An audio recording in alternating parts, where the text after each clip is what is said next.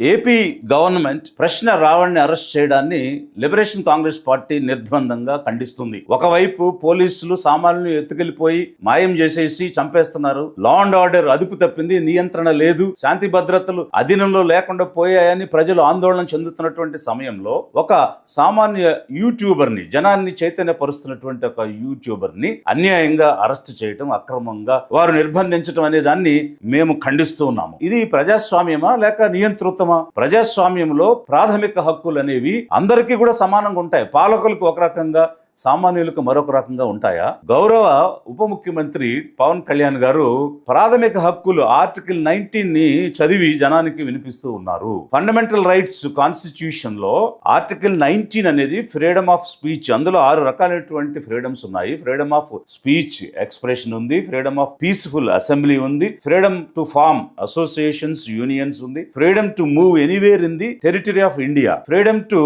Reside and settle anywhere in the territory of India, freedom to practice any profession or any occupation, trade or business అనేటువంటి అంశాలన్నీ కూడా దీనిలో ఉన్నాయి. అదేవిధంగా article 20 protection against conviction. No person shall be convicted of any of the offence except for violation of the law in force. No person shall be prosecuted or punished for same offence multiple times. అదేవిధంగా no person charged of any offence shall be forced to become a witness against himself. అది article 20 చెప్తుంది. Article 21 no person shall be deprived of life and personal liberty అని చెప్తున్నాయి. ఇవి ప్రాథమికమైనటువంటి హక్కులు, ప్రతి పౌరుడికి రాజ్యాంగం ఇచ్చినటువంటివి. మరి ఇలాంటివి సామాన్యులకు ఒక రకంగా, పాలకులకు ఒక రకంగా ఉంటాయా? వీరు ఆ ప్రాథమిక హక్కుల్లో ఉండేటువంటి రిస్ట్రిక్షన్స్ గురించి మాట్లాడుతున్నారు. నేషనల్ ఎమర్జెన్సీ ప్రకటించినప్పుడు సాధారణంగా ప్రాథమిక హక్కులన్నీ కూడా సస్పెండ్ చేయబడతాయి ఎక్సెప్ట్ ఆర్టికల్ 20 అండ్ 21. ఇది 20 అనేది ప్రొటెక్షన్ అగైనెస్ట్ కన్విక్షన్ అయితే 21 అనేది లైఫ్ అండ్ పర్సనల్ లిబర్టీ. ఈ రెండు కూడా ఏ విధంగానూ సస్పెండ్ చేయడానికి వీల్లేదు. ఇండియన్ కాన్స్టిట్యూషన్ లో ఉన్న ఫండమెంటల్ రైట్స్ అబ్సల్యూట్ కాదు, కానీ 2021 మాత్రం సస్పెండ్ చేసే అవకాశం లేదు. గౌరవ కళ్యాణ్ గారు ఏం మాట్లాడుతున్నారు అంటే 19 లో రిస్ట్రిక్షన్స్ ఉన్నాయి అని చెప్తున్నారు. ఎస్, అగ్రీడ్, రిస్ట్రిక్షన్స్ ఉన్నాయి. దేనికి సంబంధించి? National sovereignty, integrity, public order, decency, అలాగే డిఫమేషన్, ఇన్సైటింగ్ ఆఫెన్స్, ఇలాంటి రిస్ట్రిక్షన్స్ ఉన్నాయి. ఇవి అందరికీ వర్తిస్తాయి మిస్టర్ కళ్యాణ్. ఎందుకంటే నీవు నేర్పిన విద్యయే నీరజాక్ష అని అర్జునుడు కృష్ణుడితో మాట్లాడుతున్నప్పుడు గయోపాఖ్యానంలో ఒక మాట అంటారు. ఎందుకు? నువ్వేం నేర్పించావో అదే కదా మేము కూడా ఫాలో అవుతున్నాము అని. మరి మీరు గత ప్రభుత్వంలో అపోజిషన్ లో ఉన్నప్పుడు ఏం మాట్లాడారు? నువ్వు ఎవడవి? నిన్ను తొక్కి పాతాళంలో అణిచేస్తా, నార తీస్తా, తొక్కేస్తా, ఒలి చేస్తా, చెప్పు తీసుకుని కొడతా, కొడకల్లారా, ఇట్లాంటి పదాలు, ఈ భాష అంతా కూడా మీరు కదా మాట్లాడారు. జగన్ నువ్వెవడివి? జగన్ నువ్వెవడివి? అర్ధపాతాళానికి తొక్కకపోతే నా పేరు పవన్ కళ్యాణే కాదు. చెప్పు తీసుకొడతాను ఒక్కొక్క వైసీపీ నా కొడుకుని చెప్తాను. చెప్పు అటు తిప్పి ఇటు తిప్పి చెప్పు తీసుకొని పళ్ళు రాళ్ళ కొడతాను కొడకల్లారా ఒక్కొక్కడికి చెప్తున్నాను.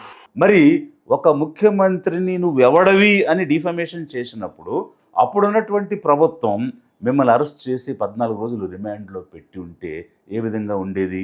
ఈరోజు మీరు రాజ్యాంగం ఇచ్చినటువంటి స్వేచ్ఛని వాడుకుంటూ మాట్లాడుతున్న వాళ్ళని, మరీ ముఖ్యంగా మీరు ఏ పదాలైతే వాడారో, మీరు ఏ భాష అయితే మాట్లాడారో ఆ భాష ఇంకొకరు మాట్లాడితే దానికి ఒక రూలు, మీరు మాట్లాడితే మరొక రూలా? పవన్ కళ్యాణ్ నా భాషని కొద్దిగా మన్నించాలి. ఎందుకంటే ఈ భాషని నేను నేర్చుకుంది పవన్ కళ్యాణ్ దగ్గర నుంచే.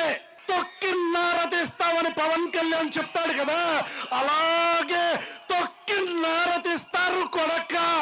పోనీ మీరు అపోజిషన్ ఉన్నప్పుడు అప్పుడు మాట్లాడారు అనుకుందాము.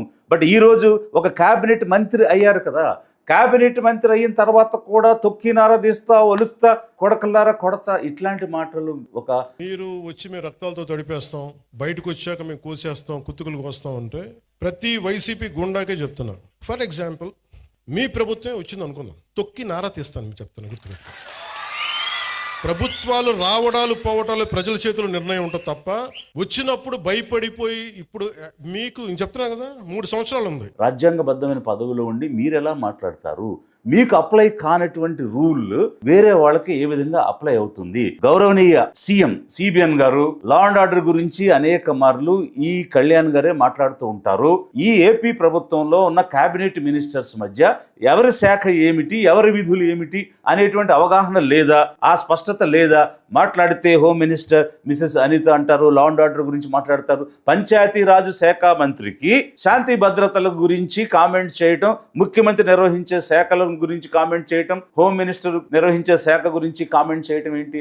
హోమ్ మినిస్టర్ అనిత గారు కూడా చెప్తా ఉన్నాను, మీరు మంత్రి, మీరు హోమ్ మినిస్టర్, నేను పంచాయతీరాజ్ శాఖ మంత్రినే, నేను హోం మంత్రి శాఖ మీరు బాధ్యత వహించండి. నేను హోం శాఖ తీసుకున్న పరిస్థితులు వేరుగా ఉంటాయి, గుర్తుపెట్టుకోండి.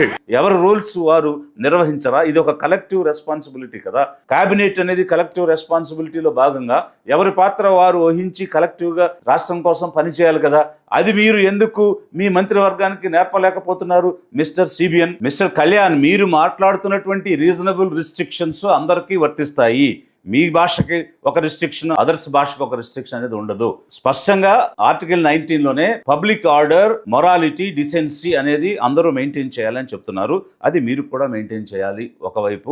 మరొక వైపు ఒకసారి అరెస్ట్ చేసి అదే కేసులో మళ్ళీ ఇంకో పోలీస్ స్టేషన్ తీసుకెళ్లి మళ్ళీ అదే కేసులో ఇంకొకసారి అరెస్ట్ చేయటం రాజ్యాంగ విరుద్ధము.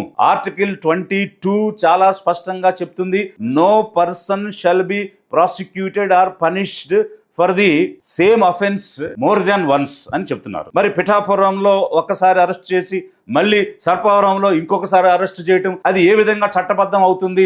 ఆలోచించి చెప్పాలి mister Kalyan. Because law and order గురించి మీరు స్పందిస్తున్నారు కాబట్టి, సిబిఎన్ గారు ఆన్సర్ చేయాల్సిన అంశం మీరు మాట్లాడుతున్నారు కాబట్టి, నేను ఇప్పుడు లిబరేషన్ కాంగ్రెస్ పార్టీ నుంచి డిమాండ్ చేస్తున్నాను, గౌరవ సిబిఎన్ గారిని, గౌరవ కళ్యాణ్ గారిని, అలాగే హోంశాఖ వారిని కూడా, మీరు పోలీసులకు స్వేచ్ఛనివ్వండి, వారికి స్వతంత్ర ప్రతిపత్తినివ్వండి, మీ రాజకీయ కబంధ హస్తాల నుండి వారిని విముక్తి చేయండి. రూల్ ఆఫ్ లా ప్రకారం వారి పని వారు చేసుకుంటారు. మీరు రాజకీయ ఒత్తిడి చేసి మీ చేతుల్లో పావుల్లాగా, మీ ఇంటిలో పని మనుషుల్లాగా వారిని ఫామ్ సర్వెంట్స్ లాగా వాడుతూ ఉన్నారు. అది తప్పు.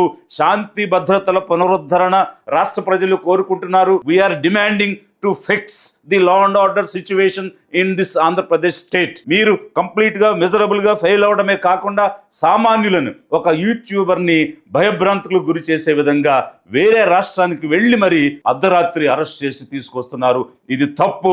లిబరేషన్ కాంగ్రెస్ పార్టీ తీవ్రంగా దీన్ని ఖండిస్తూ ఉంది. రావణ్, మీరు భయపడొద్దు. Be bold, be brave, we are with you. నువ్వు ఒక్కడివి కాదు, వేల జనానివి. Abide by the constitution. రాజ్యాంగం ఇచ్చినటువంటి పరిధులకు లోబడి నీ జన చైత్యాన్ని కొనసాగించు. Ravan, we are with you. Shravan Kumar garu వచ్చారు కదా,